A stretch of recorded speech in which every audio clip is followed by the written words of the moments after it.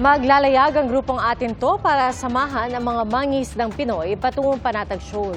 Hindi raw nila ito ginagawa para tumaas ang tensyon sa pagitan ng Pilipinas at China, kundi para igiit ang karapatan ng Pilipinas sa ating exclusive economic zone. Saksi si Joseph Moro. Nasa loob ng Exclusive Economic Zone o EEZ ng Pilipinas ang Bajo de Masinloc o Panatag Shoal. Pero ang mga mangingisdang Pilipino pahirapan makapasok doon dahil nakabantayan China Coast Guard at Chinese Maritime Militia vessels. Parang magnanakaw yung ating mga mangingisda. Binubuli ang ating mga mangisda, kinukuha yung magagandang huli. Sa darating na linggo, pupunta doon ang grupong Atin To para samahan ang nasa 100 maliliit na bangka ng mga Pilipinong mangingisda at para rin mamigay ng supplies. Maglalagay din ang grupo ng mga boy o boya para simbolikong ipakita ang EEZ ng bansa. This is not a sightseeing mission or a sightseeing excursion to seek out Chinese marine vessels and or provoke them to attack us with water cannons. This is a legitimate exercise of Filipino citizens to conduct legitimate activities. Gustong ipakita ng grupong Atin ito sa pamamagitan ng isang civilian mission sa Bajo de Masinloc sa susunod na linggo na sa Pilipinas ito. Hindi raw nila layon na patasin ang tensyon sa China. Pero sa mga nakalipas na buwan, wino-water cannon ng China ang ilang mga misyon ng Bureau of Fisheries and Aquatic Resources o BFAR at Philippine Coast Guard para hatiran ng supply ang mga Pilipinong mangingisda doon. Ayon kay dating Supreme Court Associate Justice Antonio Carpio, kung i-water cannon daw ito ng China ay hindi ito sakop ng proteksyon ng Mutual Defense Treaty ng Pilipinas sa Amerika. If it is a private vessel that is water cannon, we cannot invoke because it's not a public vessel. It's a private vessel. Now, I doubt if the Chinese will really target private vessel because we will take videos of that and spread that all over the world, and they will suffer a reputational damage. So, I doubt if they will go to that extent, although it may happen. Our mission will not be intimidated by China's violence and harassment in our own territory.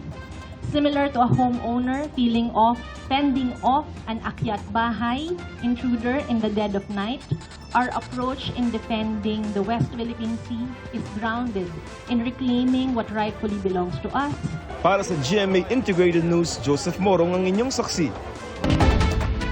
Di lang sa bansa kundi pati sa buong mundo, naging record-breaking ang buwan ng Abril pagdating sa init ng panahon.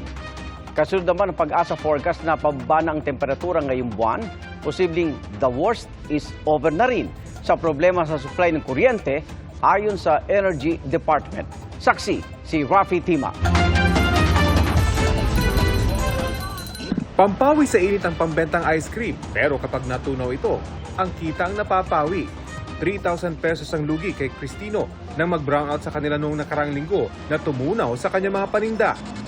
Kaya stress ang dala sa kanya sa posibilidad na mauwi sa brownout ang sunod-sunod na red o yellow alert kamakailan. Sana wala ng mga ganun, mga brownout, alert na yan para tuloy ang negosyo. Sabi ng Department of Energy, kung mangyayari ang forecast ng Pag-asa na pababa na ang temperatura sa bansa, posibleng the worst is over na rin sa power supply. If there will be no more increase in temperatures, then most likely na breach na natin yung peak demand projection and pababa na yung trend natin. Bababa rin kasi ang demand sa kuryente at may papasok pang dagdag na supply. Ikalawang araw ngayong walang alert sa Luzon at higit isang linggo naman sa Visayas at Mindanao. Pero sabi ng DOE, kailangan ng mga dagdag na planta para hindi pa ulit-ulit ang mga problema sa kuryente tuwing tag-init. Sa sobrang init, pati mga kalabaw, kailangang magtampisaw, pang-iwas daw sa heat stroke. Maya't maya kung paliguan ng ilang magsasaka sa Aurora ang mga alagang hayop. Lalo't katuwang ang mga ito sa paghahakot ng aning palay. 25 lugar sa bansa ang nagtala ng danger level na heat index ngayong araw. Pinakamataas ang 48 degrees Celsius sa Dagupan City. Higit na mababa yan kumpara sa pinakamainit na record sa bansa ngayong tag-init, 53 degrees Celsius sa Iba, Zambales noong April 28.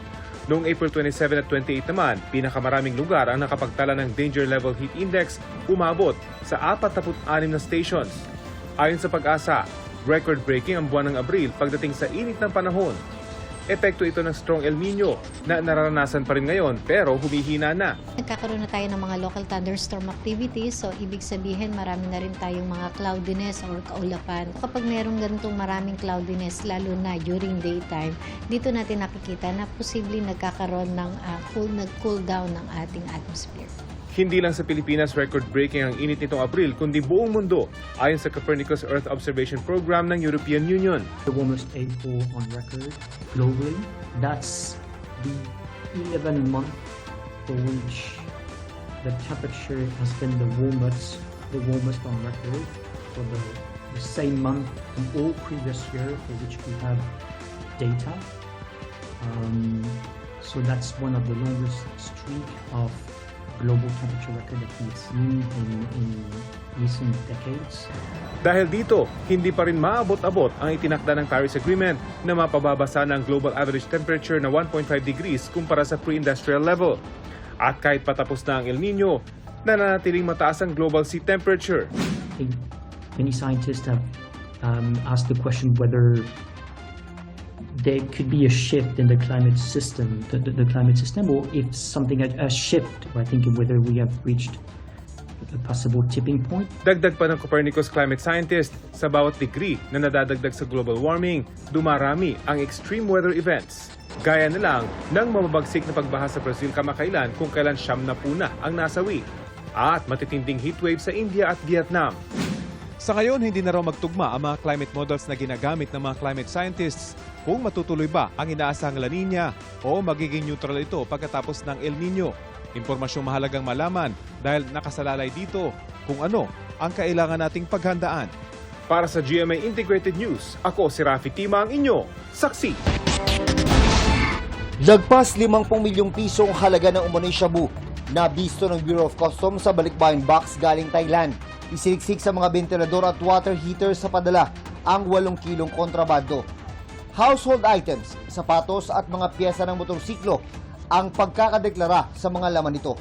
Sinisiyasat na kung sino sa Thailand ang nagpadala ng balikbayan box at sino ang tatanggap dapat dito. Pananagutin din daw ang importer.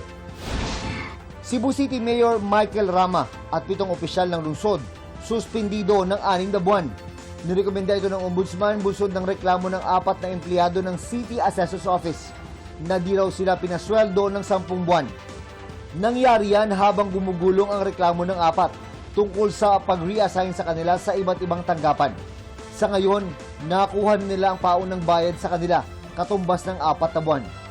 Sabi naman ni Rama na nasa Maynila ngayon, di raw niya alam na inireklamo siya at wala siyang kopya ng preventive suspension. Sinusubukan pang kunan ng pahayag ang 7 pang opisyal. Bilang ng mga Pinoy na walang trabaho noong Marso, umakyat sa 2 milyon. Katumbas ito ng unemployment rate na 3.9%. Bumaba naman ng 96.1% ang employment rate, katumbas ng mahigit 49 na milyong may trabaho. Habang ang underemployed o mga may trabaho pero naghahanap pa ng dagdag na oras ng trabaho o kita, bumaba rin ng 11%.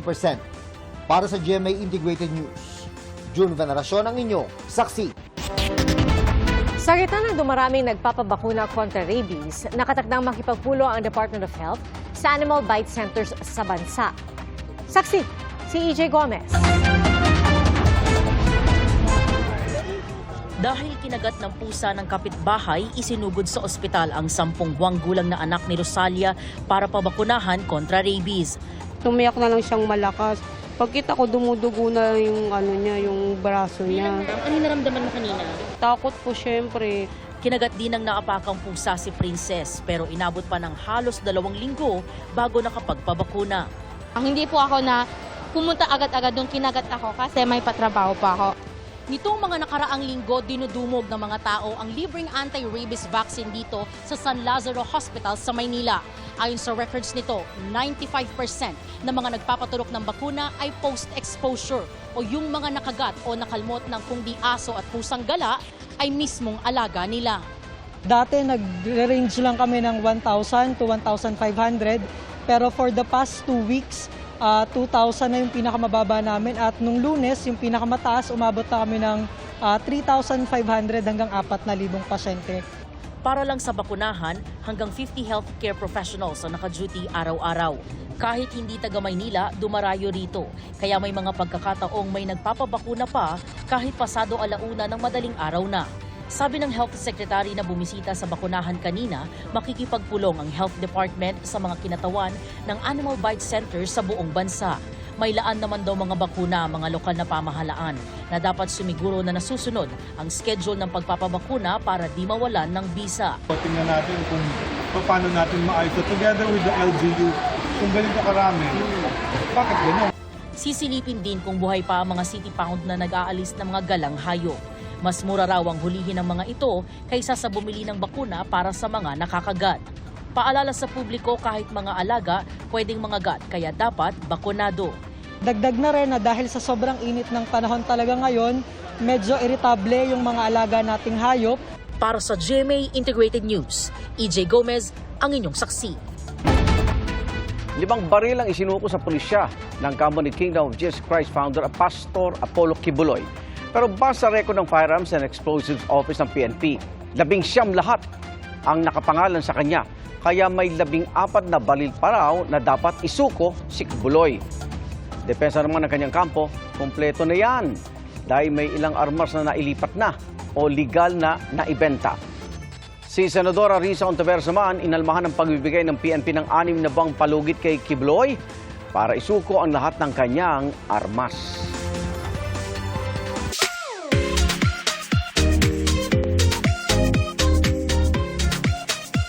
Katakam-takam na seafood dishes sa Davao at theme park sa Jensan na Under the Sea ang tema.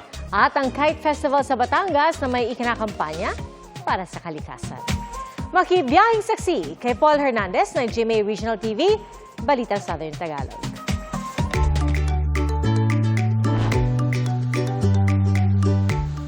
Let's go island hopping sa Cagayan. Enchanting at relaxing ang Kaanawan Falls sa Calayan Island. Mababaw lang kaya pwede ritong magtampisaw. Ang ilang naligo, bihis diwata pa.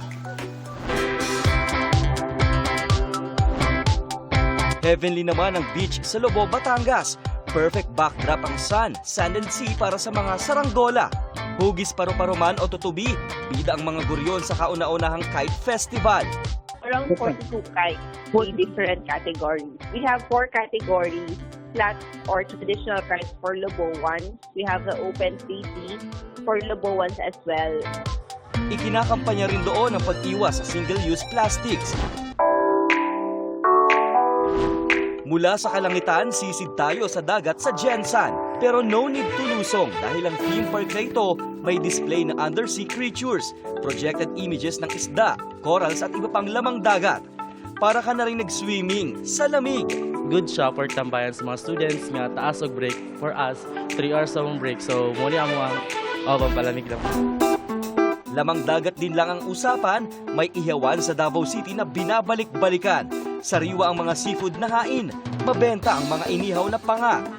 Buntot, ulo at belly ng tuna. Swak i-partner sa kanilang kinilaw na pinaghalong fresh tuna, labanos, luya, kalamansi, sili, betchin at asin. Para sa GMA Integrated News, ako si Paul Hernandez ng GMA Regional TV Balitang Southern Tagalog, ang inyong saksi. Mga kapuso, sama-sama tayong maging saksi. Mag-subscribe sa GMA Integrated News sa YouTube at para sa mga kapuso abroad, samahan niyo kami sa GMA Pinoy TV at sa www.gmanews.tv.